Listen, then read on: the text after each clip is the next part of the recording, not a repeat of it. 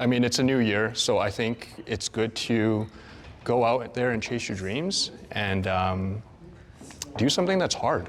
Do something that's hard for yourself, but something that's going to help other people. A lot of the food, it doesn't even go bad if you just leave it out. It's like bacteria doesn't even want to eat it. Why would you want to eat it? Yeah. Right? So, what do you think about the food quality we have? I think the standards for food quality here needs to change. If you eat everything from the grocery store's like perimeter, I think you'll be okay. But a lot of the processed foods, a lot of the fake stuff that's in the middle of the shelves, they're cheap to make, mass produced, like that stuff will kill you. They're so used to it now, it's like if you create more sick people, then there's more cures that you can invent to fix them. Do you think that they make foods unhealthy for a reason, a hidden agenda? I think it's greed. Greed. Is greed by design? I mean, it's human nature, It's isn't human it? nature to be, right? I think if you recognize that within yourselves, it's like if you follow the money, you'll see a lot of the corruption, right? Could you imagine creating something that's so addictive that the people need it, and if they don't have it, they die without it? But then they created the problem within themselves, right? Like food addiction to bad food is extremely dangerous. People earn their keep, right? I'm not gonna sit here and say entrepreneurs and billionaires, they don't offer anything to society. But as a whole, governments, different policymakers, they withhold their taxes because they know if everybody has access to equal opportunity, they lose their power and status. You know what I mean? So you think it's the same thing for food, where it's like they create these systems, unhealthy food, addictive food, to keep everyone down so that they don't have to worry about competition? I don't know if they're avoiding a lot. I know there's definitely a lot of bad actors out there that are, tax evasion and stuff like that. But if you own a business, you have a lot of advantages in terms of taxes that the regular employee, middle class like you and I don't have. Because it's like the rules of the game are out there, especially in Canada. Like they're out there, but people have no idea what they are. Yeah. Right. The second thing is like, it's easy to demonize them being, the top 1%, they're all hoarding everything. They're not really hoarding anything. They create certain value in terms of their business. For example, that if the public deems them as more valuable, their stock rises because they create more value within the society, whatever that value, intrinsic value is. Are they doing this on purpose to create the problem and having the solution to fix it?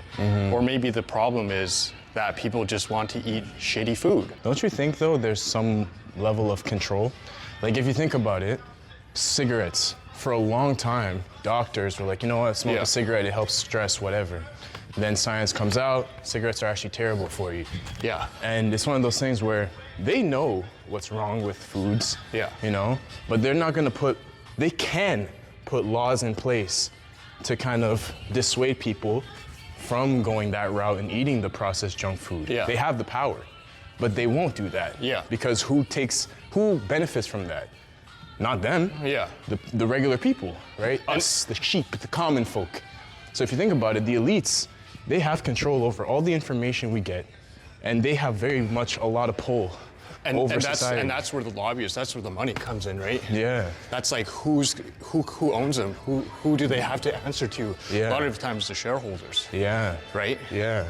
So it's like, it's not advantageous for them to put warning and, if you eat this, you're gonna get coronary heart disease in 30 years. Like, people don't see that. They used to use cigarettes, being like, here, smoke the cigarettes. All the advertisements were on cigarettes, being like, if you're a free, independent woman, smoke our cigarettes. This is how you fight against the oppression of the patriarchy. It's like a cool thing. And then the women, all the really famous ones, were smoking cigarettes, and they were using it as an advertising campaign. To create this thing, it's like, within women, it's like, you know what? I'm gonna be strong and independent. I'm gonna smoke Camel cigarettes, right? Look at how powerful that is. And then the lobbyists started coming out and being like, hey, listen, like, you guys are killing people. You can't tell people these lies. It can't be about a class thing. It's strictly a health thing. But it's like, at what point, what's gonna need to happen in the food industry where it's like, dude, there's way too many fat, obese people who are dying of heart failure and organ failure because they're eating themselves to death. Like you said with feminism and cigarettes, right? Yeah. There's a political message and incentive behind getting a certain group of people to do a certain thing. So Yeah.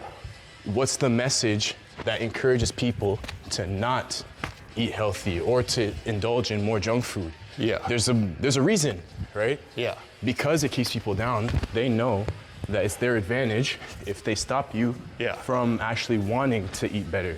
Yeah. Because now your life is gonna change. You eat better, you get healthier, you're more motivated. You're more motivated, you wanna be where the elites are. I was living in Victoria, and my company was feeding homeless people. And I was having conversations with a lot of these homeless people on the streets, and it's like, what got you to the position that you are?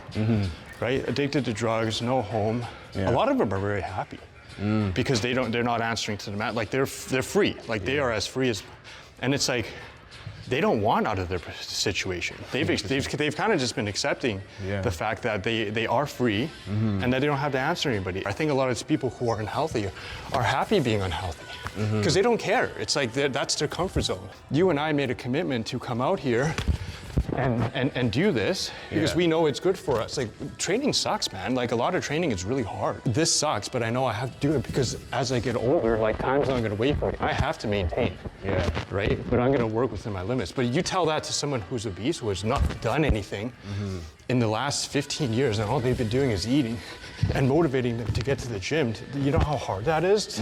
And not only to go to the gym, but to make it a habit to stay in the gym. You're being homeless obviously isn't a pretty situation, right? But they have, like you said, freedom. And technically they're more free than someone like you or me who has to go punch in, punch out to make some bread. But what's the cost of that? Do you think it's a noble way to live? Do you think it matters? Humans flourish because of community and be able to communicate and doing something for people. I think that's the noble cause, right? There are people who are selfish and only do things for themselves, and I think you should to a certain degree, where you should look after yourself first before you look after somebody else.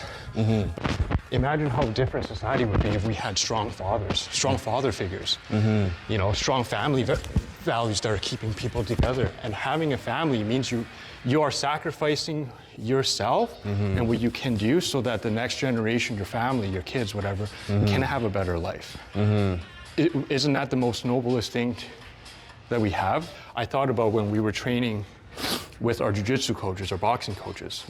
Why are they coaches? A lot of them have had either semi-pro or professional careers in whatever dream that they're chasing. They're humans like you and I. But why do you coach? The ego says, I'm gonna keep this knowledge to myself, right? I'm gonna keep it to myself so that nobody else can have this power or this ability.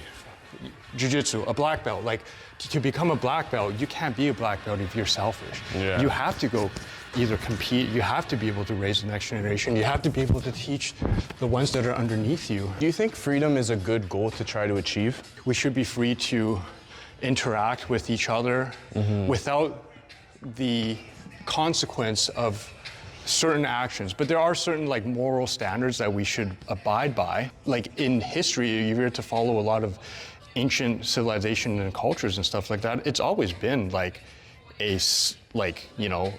top-down class struggle of haves and have-nots. The freedom that we experience in the West is like a very rare like phenomenon, right? But then I think the generation that we're in right now, I think starts attributing freedom to like happiness, and then they start going in these hedonistic indulgences of looking for happiness, either in this could be a number of things: work, drugs, sex, whatever you define as happiness, and then they start foregoing responsibility, accountability. They start hurting other people for their own happiness, and then that becomes a form of selfishness and narcissism. I can hurt everyone around me by overindulging in what I believe is happiness, but in doing so, if I'm hurting other people around me, then is that righteous? Is that the noble thing to do? I feel like in life we have these goals that we want to achieve. We tell ourselves, I want to be rich, I want to be happy. But we look at how life unfolds, we all have the same end goal, or end point. Yeah. We're all gonna end up 6 feet under. So does it really make a difference if somebody lives nobly or righteously, or if they live selfishly? This guy's an insurance broker and he ends up in the same spot as the crackhead next door. Yeah. That's kind of twisted, right? Maybe this is it, like this experience that we experience in life is it. I don't believe that is so. I do believe that there's a spiritualness and consciousness that we all experience collectively and individually as well. If I steal and I consciously do it with bad intent, like karma says that I'm going to be able to, I'm going to reap what I sow, right? And there's an energy there too. Like it's all ebb and flow of energy. Someone's going to steal from me. Like I'm going to lose everything at some point, whether this lifetime or the next. That's a personal belief. There, you know, it's an Eastern philosophy. Here's one. I was reading this documentary. Looking into this documentary of this like South Korean diplomat who's like high up in there, and he's just screwing people over for, you know, personal gains, and then he ends up, you know, in a decayed state with nobody around him, by himself in his massive mansion, in this trap door that he constructed in his house because he's a rat. I think the right thing is a big, oh, that was good. We do the right thing by acting in a certain way because that's what is expected of us. Yeah. But a lot of that comes from like higher ups or just people that we've been influenced by hard in our life. That starts with our family. Yeah. The first things we learn is what our parents or whoever our guardians teach us what right and wrong is. Yeah. You're also coming from a place of more privilege than someone who's coming out the mud, right? Or just like third world country, war-torn country, whatever. So for you to say, hey, act in a way that's morally right is a bit more pretentious than someone in that same position. Because it's like, well, I can't even feed myself for the week. Yeah. Or the day. And then they're forced to steal. They have to steal. Yeah. Or not have to, but that's the most logical option for them. I mean, they've tried that in multiple times where everyone just starves equally, but then it's still the power generates at the top, right? There's still gonna be a top-down structure where here's the thing, it's like Stalin believed that it was right to starve 100 million people to death so that the rest of the nation can prosper and have food, right? So all the farmers and all of them started basically generating food, giving it to the government for the government to disperse, rather than letting capitalism and basic economics take over. If no one has the answers, where do we get them from? If we believe we're the biggest in this universe, and a lot of people who do believe that, it's like we're the top alpha species, at least insofar as we know in this world. You eat, you die, you make money. Like this little blip of time, 100 years, if we're lucky. That's it. Well, that's the thing. It's like it can be if you let it. Yeah. But the thing is, if you do let it, there's no difference in if you don't. That's the crazy part about existence. But here's the thing, it's like, we're like an anomaly that we exist here in this timeline. Not only a testament to human flourishing, but also perhaps to a blessing of a higher power. But I think there's a lot more nuance to faith than religions. And this is gonna be controversial. Well, maybe not. But I do think that the divide between religion is unnecessary. I agree. I think there are certain religions, obviously, that are much different in the message, but as a whole, the concept is similar. You know what I mean? Let's dance, bro. Motherfucker. I think once, what's it called? Once you're gone, I do think there's a bit more to expect after. I do think that reincarnation is a possibility, and simulation theory, the fact that we live in a simulation, is very possible. I think that's very interesting. And that's like a very unique like human experience. Yeah. Right? But like whether or not a massive supercomputer is running everything, maybe that's God. Maybe it could be aliens, like we never know. To have a whole group of species all habitate in one spot and have to figure out what they want to do in this weird, corrupt society. Yeah. Even the possibility that we can sin as a whole. That would have been Like, Lights out. That was a bad spot. I was about to weave right into it. But isn't it interesting though? well, that's the thing. It makes it fun, but it's also very complicated. Because it's like you never know what path to take and that leads to the best outcome. It's this like, only humans get to have this. You think a dog or a cow is like pondering on like the existence of its existence? No, it's just figuring out where it's going to eat next and how it's going to get away from the wolf that's trying to kill it. Yeah. I always ask everybody on my channel about this, but the concept of we living in a society coexisting with artificial intelligence, like, what do you think about that? Do you think it's going to be peaceful, or do you think it's just going to cause extinction? I think there's a lot of AI doomers right now, and there's a lot of people who are seeing this as the end of the world. Like the integration of AI to human, like essentially the android, the cyborg. I mean, that's essentially in the Bible like the mark of the devil, right? That's the end of times. But it's like, when the printing press came out, they were talking about how the printing press is going to be like the end of civilization as well. It's like anytime there's a new technology out that we don't understand fully, like there's definitely an element of fear to it. And I don't know if it's going to be the end of civilization. I think we just have to learn to live with it. There is a lot of good that can come out of this. But knowing people, like there's a lot of bad actors that can use it for weapons, use it to hurt other people, use it to end the world. And it's like, you should hope for the best for your country and for your nation. Like if you don't, then what are you doing here? And a lot of people are like that. Oh, there's just all negativity. And it's easy to go down that rabbit hole. People are having like relationships with their AI. Yeah, right. That's the thing. It's like, it's such a big advancement in society that could literally shift the future as a whole. Well, imagine the sex robots. Sex robots that will replace human interaction and relationships. Talk about a population collapse on biblical levels when nobody's recreated. Yeah. Like they're just like, oh, forget the troubles of and the mess of going through a very risky but also exciting, adventurous relationship with another human being. I'll just have a safe robot that I can interact with that does everything that I want anyways. Yeah. I don't have to fight with it. I don't have to whatever. It gives me all the inputs that I want.